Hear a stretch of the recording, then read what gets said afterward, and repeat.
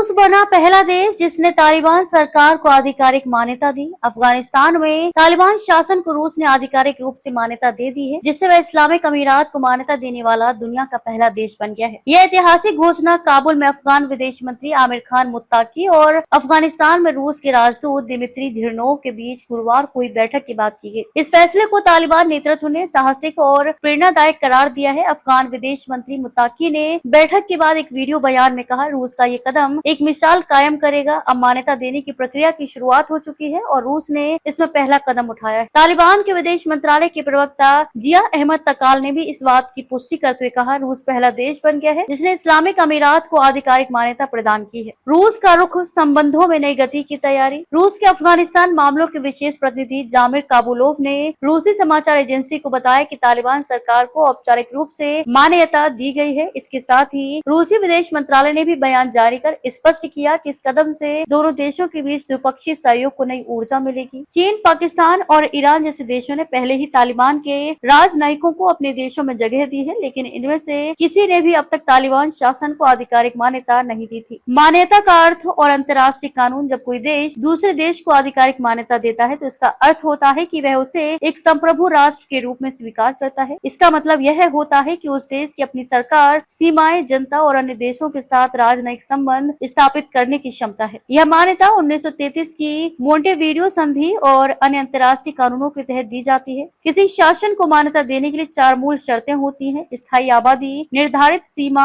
एक सक्रिय सरकार और विदेशों से संबंध बनाने की क्षमता। एक बार मान्यता मिलने पर उस शासन को वैश्विक मंचों पर वैधता मिल जाती है, जिससे वह अंतर्राष्ट्रीय संस्थाओं में सदस्यता, व्यापार, निवेश और अन्य देशों से राजनयिक संबंध स्थापित कर सकता है। अब तक बाकी दुनिया का रुख अभी तक अमेरिका, भारत, यूरोपीय संघ समेत किसी भी प्रमुख लोकतांत्रिक देश ने तालिबान को अफगानिस्तान की आधिकारिक सरकार के रूप में मान्यता नहीं दी है। वर्ष 2021 में तालिबान की सत्ता में आने के बाद से उसने बार बार अंतर्राष्ट्रीय समुदाय से मान्यता की मांग की है। तालिबान के कार्यवाहक रक्षा मंत्री मुल्ला मोहम्मद याकूब मुजाहिद ने हाल ही में एक इंटरव्यू में दावा किया है कि उनकी सरकार ने मान्यता के लिए सभी आवश्यक शर्तें पूरी कर ली हैं, लेकिन उनका आरोप है कि अमेरिका के दबाव में आकर अन्य देश तालिबान को मान्यता नहीं दे रहे हैं। ऐतिहासिक पृष्ठभूमि। तालिबान की स्थापना वर्ष 1994 में अफगानिस्तान के कंधार में हुई थी। यह संगठन उन समूहों में से एक था जो 1989 में सोवियत संघ की वापसी के बाद देश में छिड़े गृह युद्ध में सत्ता के लिए लड़ रहे थे। तालिबान के कई सदस्य पहले वही मुजाहिदीन थे जिन्होंने अमेरिका के समर्थन से सोवियत सेनाओं के खिलाफ लड़ाई लड़ी थी। इस ऐतिहासिक सहयोग के चलते अमेरिका ने भी एक समय तक तालिबान को समर्थन दिया था, लेकिन बाद में स्थिति बदल गई और तालिबान को आतंकवादी संगठन के रूप में देखा जाने लगा।